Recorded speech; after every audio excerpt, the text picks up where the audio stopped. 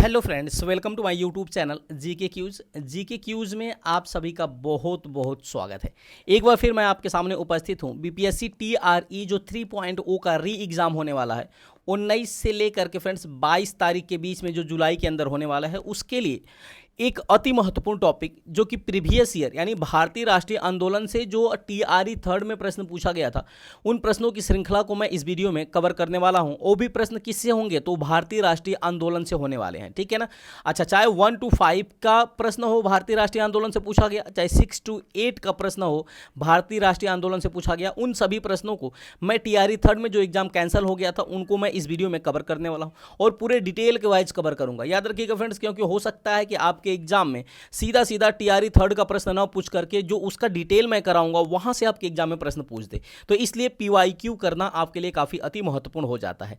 तो चलिए फ्रेंड्स, देरी ना करते हुए शुरुआत करते हैं पहले क्वेश्चन से। पहला क्वेश्चन आपकी स्क्रीन पर कह रहा है फ्रेंड्स कि पटना कॉलेज कब स्थापित हुआ था। तो फ्रेंड्स, पटना कॉलेज की स्थापना की बात करें तो इसकी स्थापना हुई थी 1863 ईस्वी में। कब हुई थी? 1863 ईस्वी में, यानी ऑप्शन ए बिल्कुल सही हो जाएगा, ठीक है।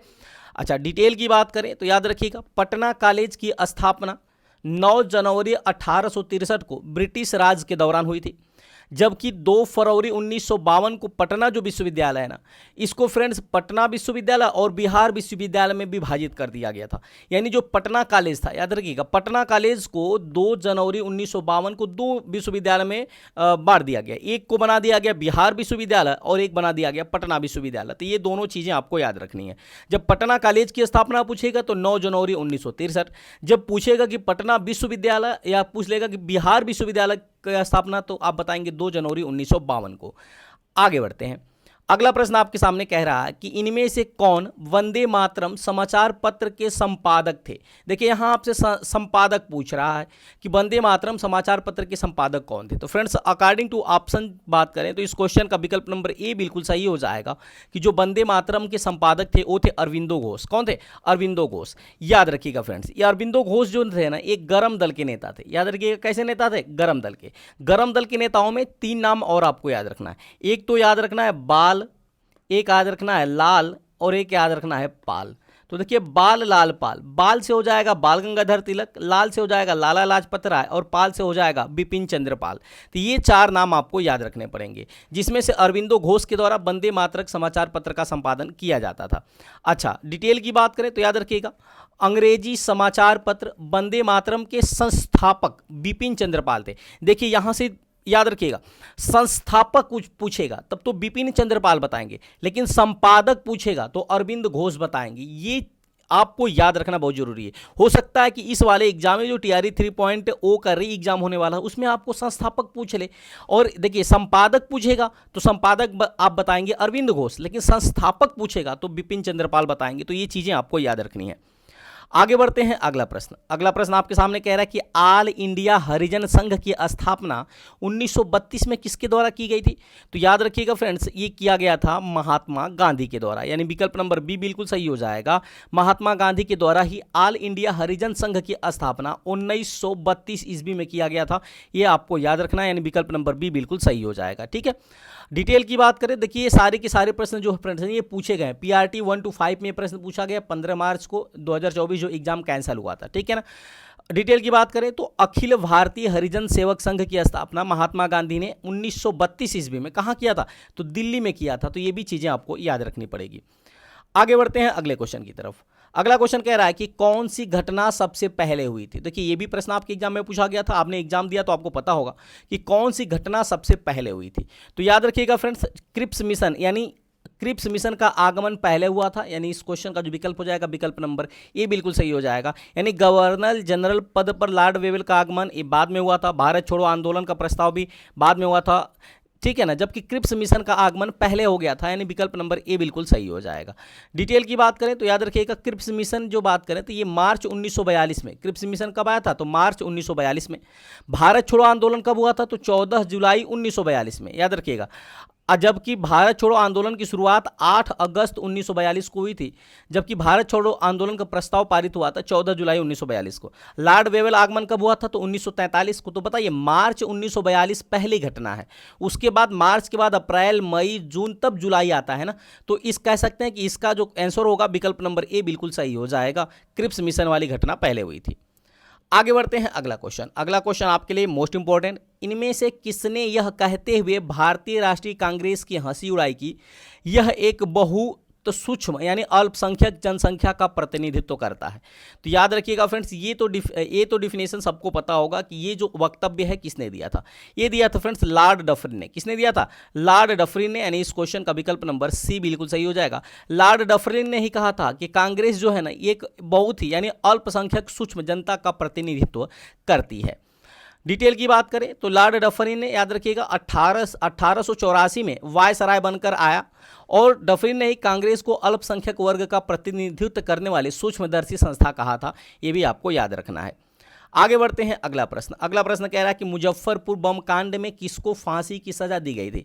तो मुजफ्फरपुर बम कांड में किसको फांसी की सजा दी गई थी? तो आप सबको पता है फ्रेंड्स कि खुदीराम बोस। किसको दिया गया था? खुदीराम बोस को। यानी इस क्वेश्चन का विकल्प नंबर ए बिल्कुल सही हो जाएगा। हालांकि मुजफ्फरपुर बम कांड में दो लोग शामिल थे, एक तो प्रफुल्ल चाकी भी थे और दूसरे खुदीराम बोस शामिल थे। लेकिन प्रफुल्ल चाकी जो थे ना फ्रेंड्स, ये क्या हुआ कि ये जब इन्होंने बम फेंका तो बम फेंकने के दौरान जब ये भागने लगे तो अंग्रेजी पुलिस ने प्रफुल्ल चाकी को घेर लिया।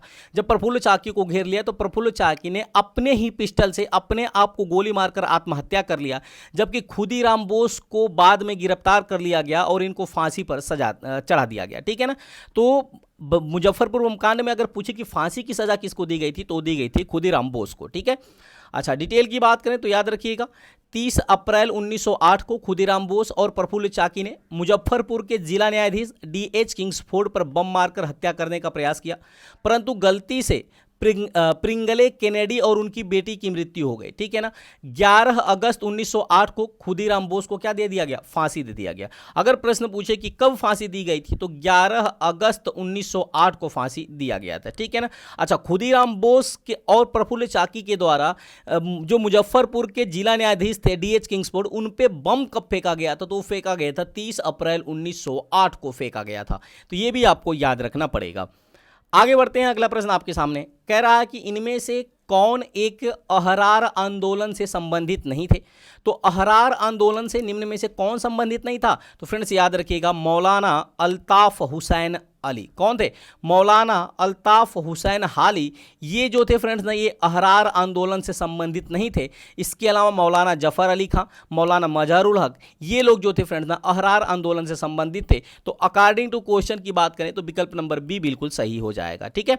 अच्छा, डिटेल की बात करें तो याद रखिएगा अहरार आंदोलन की स्थापना 1910 में मौलाना मोहम्मद अली और हकीम अजमल खान के नेतृत्व में किया गया था। इसके अन्य संस्थापक थे हसन इमाम, मौलाना जफर अली खान और मजहर उल हक, इनके अन्य संस्थापक माने जाते हैं।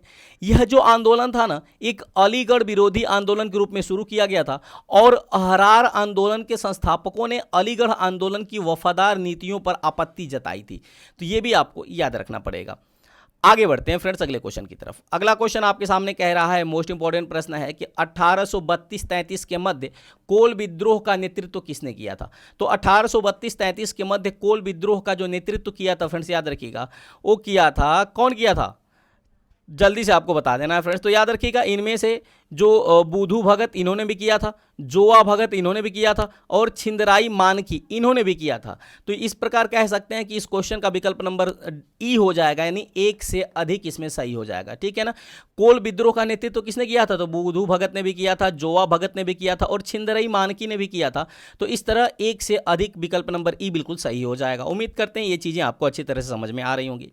डिटेल की बात करें तो याद रखिएगा छोटा नागपुर के कोल आदिवासी जो ईस्ट इंडिया कंपनी के एजेंटों द्वारा शोषण से परेशान थे, इन्होंने ही ईआईसी के खिलाफ यानी ईस्ट इंडिया कंपनी के खिलाफ विद्रोह कर दिया और कोलों ने बुधू भगत, जोआ भगत, छिंदराई मानकी और अन्य के नेतृत्व में यह विद्रोह किया था। तो यानी कह सकते हैं कि जो विकल्प होगा विकल्प नंबर ई बिल्कुल सही हो जाएगा।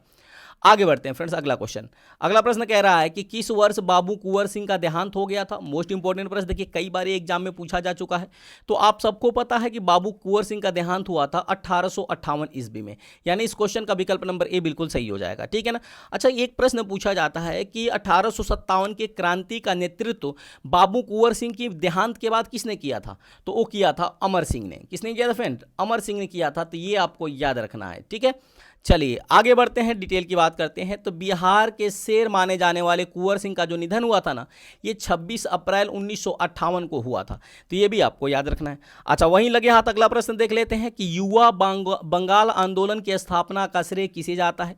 युवा बंगाल आंदोलन की स्थापना का जो श्रेय जाता है ना फ्रेंड्स, ये जाता है, याद रखिएगा, हेनरी विवियन डेरोजियो को। किसको जाता है? हेनरी विवियन डेरोजियो को, यानी इस क्वेश्चन का विकल्प नंबर सी बिल्कुल सही हो जाएगा। आगे बढ़ते हैं, डिटेल की बात करते हैं। याद रखिएगा, हेनरी विवियन डेरोजियो ने यंग बंगाल आंदोलन की स्थापना की थी। अच्छा, वह पुर्तगाली मूल का एक भारतीय कवि और हिंदू कॉलेज कोलकाता के सहायक अध्यापक भी थे। ये भी आपको याद रखना। कौन? हेनरी विवियन डेरोजियो, ठीक है ना, जिन्होंने 26 दिसंबर 1831 को कलकत्ता में 22 साल की उम्र में हैजे से इनकी मृत्यु हो गई थी।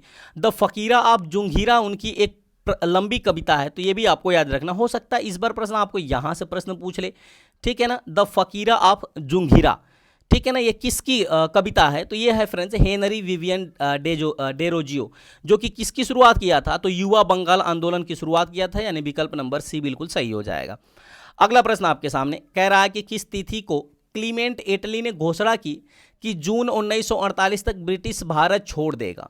किस एक्ट के तहत यह घोषणा किया गया था, या किस तिथि को घोषणा किया गया था, यह प्रश्न पूछ रहा है। तो याद रखिएगा फ्रेंड्स, ये घोषणा किया गया था 20 फरवरी 1947 को। कब किया गया था? 20 फरवरी 1947 को, यानी इस क्वेश्चन का विकल्प नंबर ए बिल्कुल सही हो जाएगा कि 20 फरवरी 1947 को 1948 तक ब्रिटिश भारत को छोड़ देगा, ये घोषणा किया गया था 20 फरवरी 1947 को। डिटेल की बात करते हैं तो फ्रेंड्स याद रखिएगा, 20 फरवरी 1947 को ब्रिटेन के प्रधानमंत्री क्लीमेंट एटली ने घोषणा किया कि जून 1948 तक हम भारत को छोड़ देंगे। तो ये भी आपको याद रखना है। अगला प्रश्न देख लेते हैं। अगला प्रश्न आपके सामने कह रहा है कि किस वर्ष बिहार को बंगाल से अलग किया गया था। तो फ्रेंड्स याद रखिएगा, कहानी कुछ यूं है। देखिएगा, आपको पता होगा कि 1905 में बंगाल का विभाजन किया गया था। जब 1905 में बंगाल का विभाजन किया गया तो इस समय बंगाल को दो भागों में बांट दिया गया था। एक को बना दिया गया था पूर्वी बंगाल और एक को बना दिया गया था पश्चिमी बंगाल। ये तो आपको सबको पता है। अच्छा, उसके बाद क्या हुआ फ्रेंड्स कि दिल्ली दरबार, यानी कि जब भी इंग्लैंड में कोई नया राजा या नया रानी चुने जाते थे तो उनके सम्मान में भारत के अंदर दिल्ली दरबार लगाया जाता था। तो इस बार जब 1911 वाला दिल्ली दरबार लगाया गया था तो ये एक ऐसा दिल्ली दरबार था जिस समय इंग्लैंड के राजा जॉर्ज पंचम और रानी मैरी भारत आई हुई थी, और यह एकमात्र दिल्ली दरबार था जिसमें राजा और रानी इंग्लैंड के भारत आए हुए थे, ठीक है ना। तो इन्होंने ही 1911 में बंगाल विभाजन को रद्द कर दिया और वापिस से, याद रखिएगा, वापिस से 22 मार्च को, कब फ्रेंड्स? वापिस से 22 मार्च 1912 को बंगाल को दो भागों में, यानी दो स्वतंत्र राष्ट्र के रूप में या दो स्वतंत्र प्रांत के रूप में बांटा गया। फिर से एक को बना दिया गया बिहार बना दिया गया और एक को बना दिया गया बंगाल। तो याद रखिएगा, एक को बिहार एक को पश्चिम बंगाल बना दिया गया। तो बिहार कब अलग हुआ, कब बना? तो वो बना फ्रेंड्स 22 मार्च 1912 को, जिसकी वजह से प्रतिवर्ष भी 22 मार्च को बिहार दिवस भी मनाया जाता है। अच्छा, बिहार दिवस मनाने की शुरुआत कब से होती है? तो ये होती है 2010 से। इसकी शुरुआत किसने किया था? तो इसकी शुरुआत किया था तत्कालीन मुख्यमंत्री उस समय थे और इस समय भी मुख्यमंत्री हैं, आपको पता है, नीतीश कुमार ने इसकी शुरुआत किया था, या नीतीश कुमार के आह्वान पे इसकी शुरुआत किया गया था, ठीक है। तो उम्मीद करते हैं फ्रेंड्स ये चीज़ें आपको अच्छी तरह से समझ में आई होगी। किस वर्ष बिहार को बंगाल से अलग किया गया था? तो 22 मार्च 1912 को। आगे बढ़ते हैं, अगला प्रश्न डिटेल की बात करते हैं। तो याद रखिएगा फ्रेंड्स, तृतीय दिल्ली दरबार यानी 1911 में बंगाल विभाजन को रद्द कर बिहार और ओडिशा को बंगाल से अलग प्रांत बनाने की घोषणा हुई, जबकि अलग प्रांत 22 मार्च 1912 को बना था, इसलिए ये भी आपको याद रखना है। आगे बढ़ते हैं, अगला प्रश्न। अगला प्रश्न कह रहा है कि निम्नलिखित में से भारत छोड़ो आंदोलन 1942 का मुख्य कारण क्या था? तो भारत छोड़ो आंदोलन 1942 का जो तत्कालीन या मुख्य कारण था वो था फ्रेंड्स, याद रखिएगा, द्वितीय विश्व युद्ध में हानिकारक प्रभाव, बिल्कुल सही। द्वितीय विश्व युद्ध का हानिकारक प्रभाव पड़ा था, यानी कि कह सकते हैं कि अकाल पड़ चुका था, महंगाई बढ़ चुकी थी, लोगों में असंतोष की भावना प्रकट हो चुकी थी। फिर उसके बाद गांधी इरविन समझौता भी तत्कालीन कारण बना, क्रिप्स मिशन की असफलता, ये तीनों कारण जो है ना फ्रेंड्स, ये 1942 के भारत छोड़ो आंदोलन का मुख्य कारण बना था। तो कह सकते हैं कि इस क्वेश्चन का जो विकल्प हो जाएगा, विकल्प नंबर डी बिल्कुल सही हो जाएगा, उपर्युक्त में से एक से अधिक। आगे बढ़ते हैं, अगला प्रश्न डिटेल की बात कर लेते हैं फ्रेंड्स। तो भारत छोड़ो आंदोलन 1942 का मुख्य कारण द्वितीय विश्व युद्ध के प्रभाव, क्रिप्स मिशन की असफलता आदि थे, ठीक है ना। आगे बढ़ते हैं, अगला प्रश्न आपके सामने है, ब्रिटिश शासन के दौरान दिल्ली की राजधानी की नींव किसने रखी थी? तो ब्रिटिश शासन के दौरान दिल्ली राजधानी की नींव किसने रखा था? तो फ्रेंड्स याद रखिएगा, आपको पता होगा ये रखा था किंग जॉर्ज पंचम ने। ये 1911 के दिल्ली दरबार में भारत आया हुआ था, उसी समय राजधानी को कोलकाता से हस्तांतरित करके कहाँ करने की घोषणा किया गया था? वो कहा गया था दिल्ली। तो किसने किया था? तो वो किया था फ्रेंड्स किंग जॉर्ज पंचम, जो कि 1911 में दिल्ली दरबार के दौरान भारत आया हुआ था। उम्मीद करते हैं चीज़ें आपको अच्छी तरह समझ में आए होंगी। डिटेल की बात करते हैं, लॉर्ड हार्डिंग सेकेंड के वायसराय के काल में तृतीय दिल्ली दरबार 1911 का जब आयोजन किया गया, तो इसमें ब्रिटिश सम्राट जॉर्ज पंचम तथा महारानी विलियम मैरी के स्वागत में यह किया गया था। इसी में बंगाल विभाजन को रद्द कर दिया गया और कलकत्ता के स्थान पर दिल्ली को राजधानी बनाने की घोषणा की गई, ठीक है ना। जबकि दिल्ली राजधानी के रूप में कब कार्य करना शुरू किया? तो 1912 में। तो ये भी चीज़ें आपको याद रखनी। घोषणा कब हुई थी? तो 1911 में। राजधानी कब हस्तांतरित हुई? तो 12 में। ये भी आपको याद रखना है। आगे बढ़ते हैं फ्रेंड्स। अब तो 1 से 14 तक जो प्रश्न था फ्रेंड्स, याद रखिएगा, TRE थर्ड में ये प्रश्न पूछा गया था भारतीय राष्ट्रीय आंदोलन से, ठीक है ना। अच्छा, अब मैं आपको बात करता हूं कि 6 to 8 में कितने प्रश्न पूछे गए थे TRE थर्ड के दौरान, ठीक है। अगला प्रश्न, पहला प्रश्न आपके सामने है, कह रहा है कि 1857 के विद्रोह के मध्य नाना साहेब ने अपने आप को मुगल सम्राट का क्या घोषित किया था? तो मुगल सम्राट का क्या घोषित किया था फ्रेंड्स? याद रखिएगा, वो किया था पेशवा। मुगल सम्राट का अपने आप को पेशवा घोषित किया था किसने? 1857 के विद्रोह के दौरान नाना साहब ने, ठीक है। विकल्प नंबर सी बिल्कुल सही हो जाएगा। डिटेल की बात करें तो याद रखिएगा, पेशवा बाजीराव के दत्तक पुत्र नाना साहब को 5 जून 1857 को कानपुर का पेशवा घोषित किया गया था। तो ये भी आपको याद रखना है। अगला प्रश्न आपके सामने फ्रेंड्स कह रहा है कि किसने या किन्होंने गलती से लेफ्टिनेंट आर्यस्ट की हत्या कर दी थी? किन्होंने गलती से लेफ्टिनेंट आर्यस्ट की हत्या कर दी थी? तो याद रखिएगा फ्रेंड्स, ये कौन किया था? तो ये किया था दामोदर एवं बालकृष्ण ने। किसने किया था? दामोदर एवं बालकृष्ण ने गलती से लेफ्टिनेंट आर्यस्ट की हत्या कर दिया था, यानी विकल्प नंबर इसका बी बिल्कुल सही हो जाएगा, ठीक है। अच्छा, डिटेल की बात करें तो चापेकर बंधुओं के नाम से विख्यात दामोदर और बालकृष्ण ने 1897 में पूना के प्लेग कमिश्नर रैंड और एक लेफ्टिनेंट आयर्स्ट की हत्या कर दिया था। तो ये भी आपको याद रखना है। आगे बढ़ते हैं फ्रेंड्स, अगला क्वेश्चन आपके सामने कह रहा है कि किस मुस्लिम स्वतंत्रता सेनानी को भाईचारा एवं एकता दर्शाने हेतु गोल्डन टेम्पल की चाबियां सौंपी गई थी?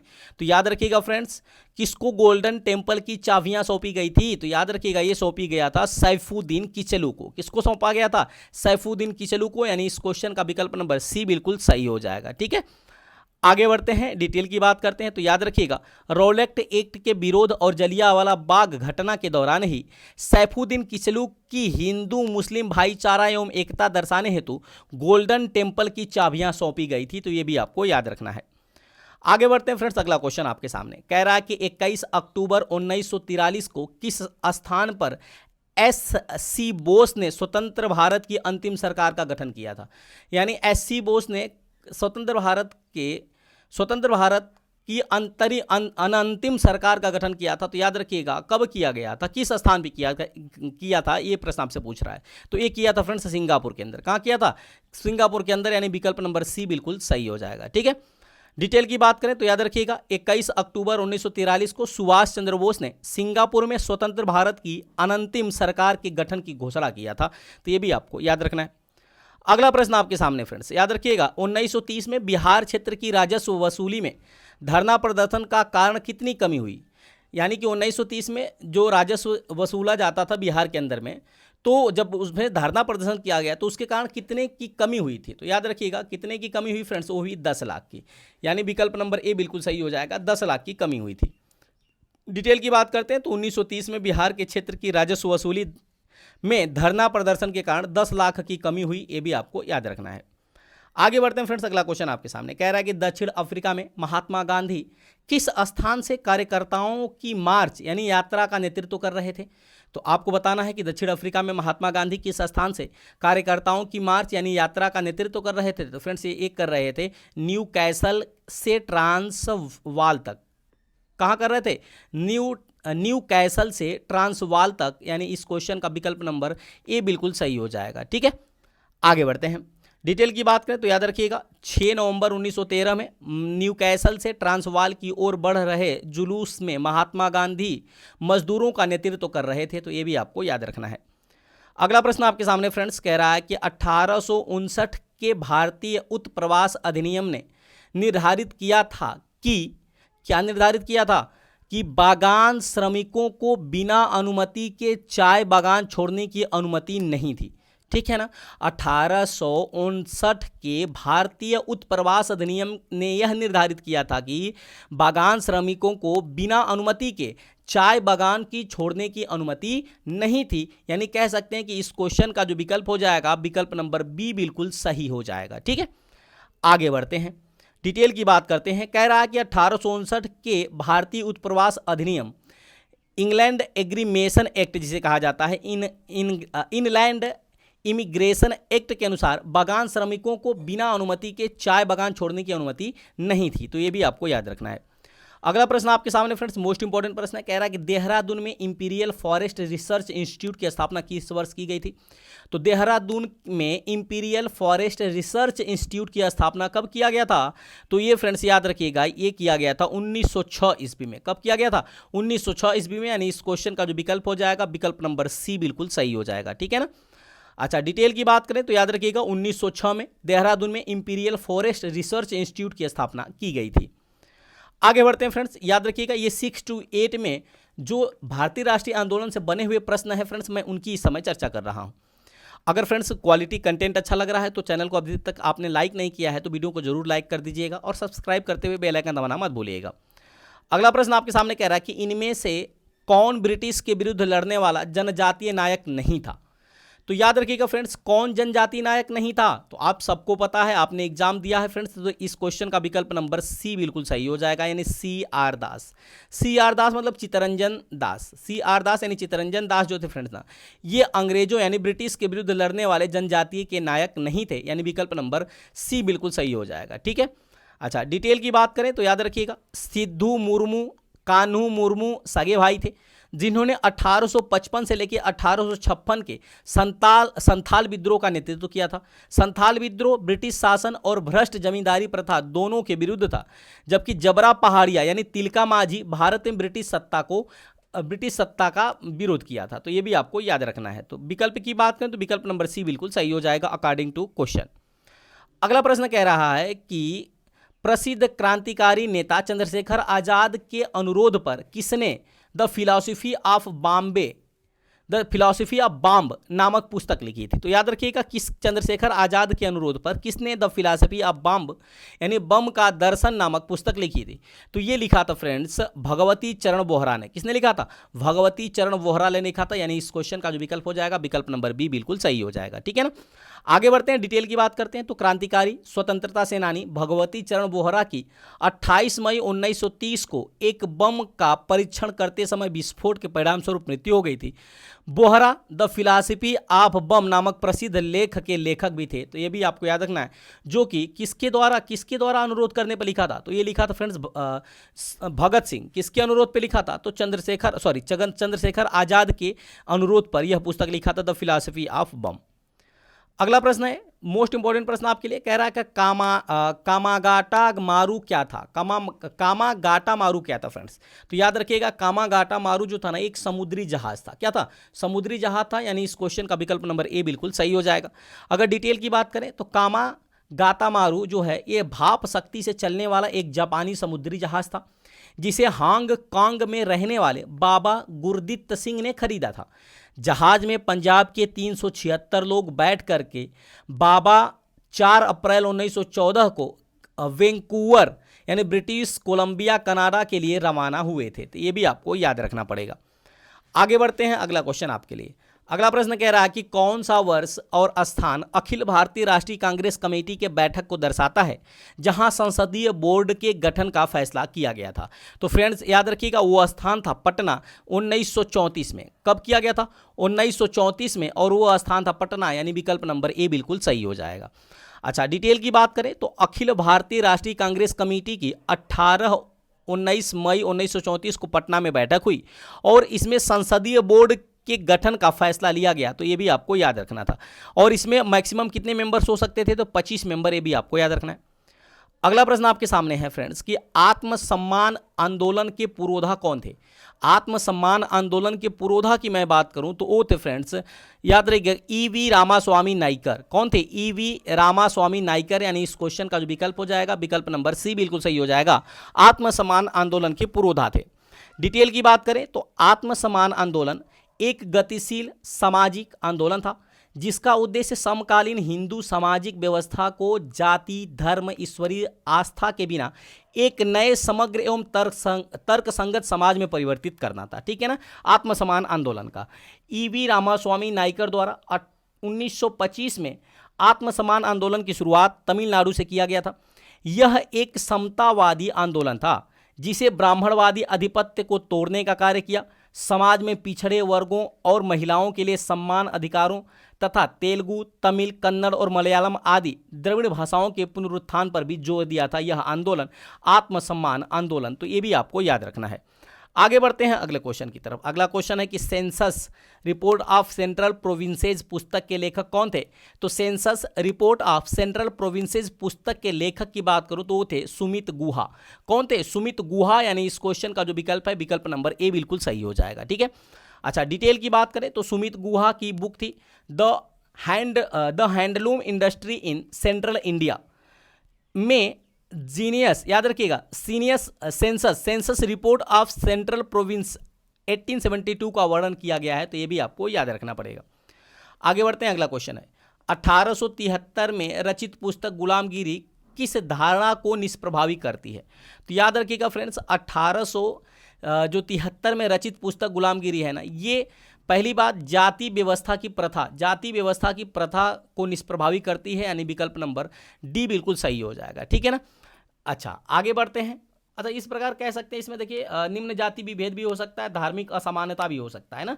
तो ये प्रश्न कह सकते हैं इनमें से एक से अधिक, इसमें हम कह सकते हैं इनमें से एक से अधिक होगा। ठीक है ना, ऑप्शन नहीं है लेकिन याद रखिएगा इनमें से एक से अधिक होगा। ठीक है, आगे बढ़ते हैं।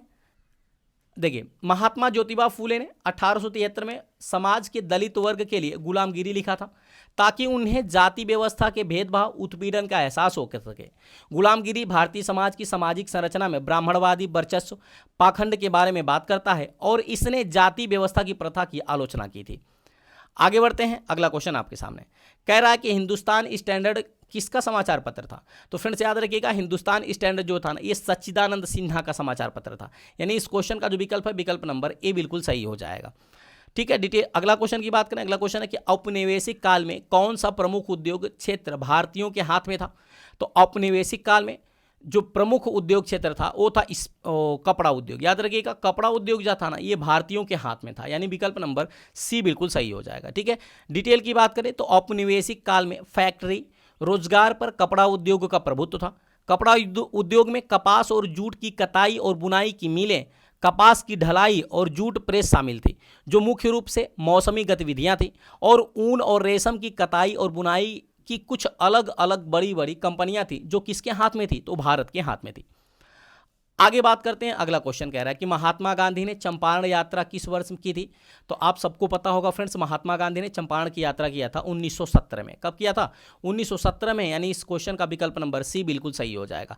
कहानी कुछ यूं थी फ्रेंड्स, याद रखिएगा कि चंपारण के किसानों को 3 कठिया प्रणाली यानी 3/20 हिस्से पर नील की खेती करना अनिवार्य कर दिया गया था, और किसान जो चाहते थे वो नील की खेती करना नहीं चाहते थे, क्योंकि जिस स्थान पर नील की खेती हो जाती थी वो ज़मीन बंजर हो जाता था। तो उस बंजर भूमि से बचने के लिए किसान इसकी खेती नहीं करना चाहते थे। हालांकि अंग्रेजों ने 3/20 हिस्से पर यानी 3 कठिया पद्धति के तहत जमीन के तीसरे 3 हिस्से पर आपको नील की खेती अनिवार्य कर दिया गया था। इसलिए राजकुमार शुक्ला के आह्वान पे महात्मा गांधी चंपारण आए थे 1917 में, और इनका सफल सत्याग्रह भी था चंपारण सत्याग्रह 1917 का, तो ये भी आपको याद रखना है। डिटेल की बात करें तो याद रखिएगा, महात्मा गांधी ने अप्रैल 1917 में गणेश शंकर विद्यार्थी के कहने पर राजकुमार शुक्ल के निमंत्रण पर बिहार के चंपारण के नील कृषकों की स्थिति का जायजा लेने वहां पहुंचे थे। ठीक है ना।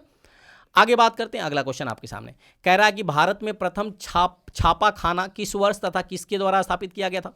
तो भारत में प्रथम छापा खाना जो है फ्रेंड्स ना, याद रखिएगा किस वर्ष तथा किसके द्वारा स्थापित किया गया था। तो इसका आंसर होगा इनमें से कोई नहीं, यानी विकल्प नंबर ई बिल्कुल सही हो जाएगा। इनमें से कोई नहीं होगा, विकल्प नंबर ई बिल्कुल सही हो जाएगा। आगे बढ़ते हैं, डिटेल की बात करते हैं। भारत में फर्स्ट प्रिंटिंग प्रेस 1556 में पुर्तगालियों द्वारा सेंट पॉल कॉलेज गोवा में स्थापित किया गया था। ठीक है ना। जबकि इसमें पुर्तगाली है लेकिन 1957 दिया है। कब हुआ था? 1556 होना चाहिए। अगर यहाँ 1556 होता और पुर्तगाली होता तब तो ऐसा ही होता ना, लेकिन ये 1557 दे दिया है, इसकी वजह से इनमें से कोई नहीं सही होगा, बल्कि 1556 में पुर्तगाली द्वारा, याद रखिएगा 1556 में पुर्तगाली द्वारा प्रथम छापखाना कहाँ स्थापित किया गया था? तो एक किया गया था गोवा में, याद रखिएगा गोवा के अंदर किया गया था। आगे बढ़ते हैं, अगला प्रश्न आपके सामने कह रहा है कि किस वर्ष लॉर्ड लिटन ने भाषाई आधार पर प्रेस की स्वतंत्रता को प्रतिबंधित कर दिया था। तो फ्रेंड्स ये किया था 1878 में। कब किया था? 1878 में, यानी इस क्वेश्चन का विकल्प नंबर ए बिल्कुल सही हो जाएगा। भाषाई आधार पर प्रेस की स्वतंत्रता को प्रतिबंधित कर दिया था 1878 में। डिटेल की बात करें तो वर्नाकुलर प्रेस अधिनियम 1878 को गैंगिंग एक्ट के रूप में जाना जाता है, क्योंकि यह अंग्रेजी और वर्नाक्यूलर प्रेस के बीच भेदभाव करता था। Vernacular press act British Bharat में भारतीय भाषा यानी कि गैर अंग्रेजी भाषा के प्रेस को इन्होंने तत्काल प्रभाव से बंद कर दिया था। आगे बढ़ते हैं, अगला प्रश्न आपके सामने कह रहा है फ्रेंड्स कि जलियांवाला बाग नरसंहार हत्याकांड किस दिन हुआ था। तो आप सबको पता है कि जलियांवाला बाग नरसंहार हत्याकांड जो हुआ था फ्रेंड्स ना, ये हुआ था बैसाखी के दिन। कब हुआ था? बैसाखी के दिन, यानी इस क्वेश्चन का विकल्प नंबर बी बिल्कुल सही हो जाएगा। डिटेल की बात करते हैं तो याद रखिएगा, जलियांवाला बाग हत्याकांड भारत के पंजाब प्रांत के अमृतसर में स्वर्ण मंदिर के निकट जलियांवाला बाग में 13 अप्रैल 1919 को बैसाखी के दिन हुआ था। रॉलेट एक्ट का विरोध करने के लिए एक सभा हो रही थी, जिसमें जनरल डायर नामक एक अंग्रेज ऑफिसर ने उस सभा में उपस्थित भीड़ पर गोलियां चलवा दी थी, जिसमें से बहुत से लोग मारे गए थे। तो इसी को कहा जाता है जलियांवाला बाग नरसंहार। कब हुआ था? 13 अप्रैल 1919 को हुआ था। किस दिन हुआ था? तो बैसाखी के दिन हुआ था। तो ये भी आपको याद रखना है। आगे बढ़ते हैं, अगला प्रश्न आपके सामने कह रहा है कि 1942 में किसने भारत छोड़ो आंदोलन का आह्वान किया था। तो 1942 में आप सबको पता है कि किसने भारत छोड़ो आंदोलन का आह्वान किया था। तो वो किया था महात्मा गांधी ने, यानी विकल्प नंबर बी बिल्कुल सही हो जाएगा। 22 का विकल्प नंबर बी बिल्कुल सही हो जाएगा। ठीक है ना। अच्छा, डिटेल की बात करें तो याद रखिएगा, क्रिप्स मिशन के साथ ब्रिटिश युद्ध प्रयासों के लिए भारतीय समर्थन हासिल करने में ब्रिटिश विफल होने के बाद गांधी ने 8 अगस्त 1942 को बॉम्बे में गोवालिया टैंक मैदान में दिए गए अपने भारत छोड़ो भाषण में करो या मरो का आह्वान किया, और वायसराय लिथिगो ने इस आंदोलन को 1857 के बाद का अब तक का सबसे गंभीर विद्रोह बताया था। ठीक है ना। आगे बढ़ते हैं, अगला प्रश्न कह रहा है कि किसने भारत में आधुनिक छपाई तकनीक प्रारंभ की। तो आप सबको पता है कि भारत में आधुनिक छपाई तकनीक प्रारंभ किया था पुर्तगाली के द्वारा, यानी इस क्वेश्चन का जो विकल्प हो जाएगा विकल्प नंबर सी बिल्कुल सही हो जाएगा। अगला प्रश्न आपके सामने है कि जलियांवाला बाग नरसंहार की जांच हेतु गठित बॉर्डर इंक्वायरी कमेटी में किस भारतीय को स्थान मिला था। तो फ्रेंड्स याद रखिएगा, किस भारतीय को स्थान मिला था। तो मैं इसको क्वेश्चन का ऑप्शन नहीं लिख पाया हूं, तो मैं डिटेल को देख लेता हूं। ठीक है ना। देखिएगा, 14 अक्टूबर 1919 को भारत सरकार ने डिसऑर्डर इंक्वायरी कमेटी के गठन की घोषणा की थी, और यह समिति लॉर्ड विलियम हंटर की अध्यक्षता में चलते उनके नाम पर हंटर कमीशन के नाम से जानी जाती है। इसमें भारतीय सदस्य कौन कौन थे? तो 8 सदस्यों वाली समिति में 5 अंग्रेज थे, जिसमें Lord Horton, Justin sir, George Ranging, WF Rice, major general sir George Barrow एवं सर टॉमस स्मिथ थे। जबकि 3 भारतीय सदस्य भी थे, सर चिमन सीतलवाड़, साहबजादा सुल्तान अहमद एवं जगत नारायण। ये 3 भारतीय भी थे हंटर आयोग के कमेटी में। ये भी आपको याद रखना है। तो उम्मीद करते हैं फ्रेंड्स, ये जो था ना 1 to 5 और 6 to 8 में 628-125 में जो प्रश्न पूछा गया था भारतीय राष्ट्रीय आंदोलन से, उसका मैंने एक बाकायदे पोस्टमार्टम किया हूं।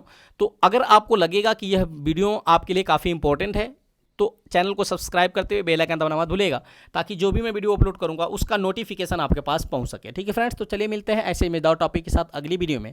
तब तक के लिए बहुत बहुत धन्यवाद। Thanks for watching.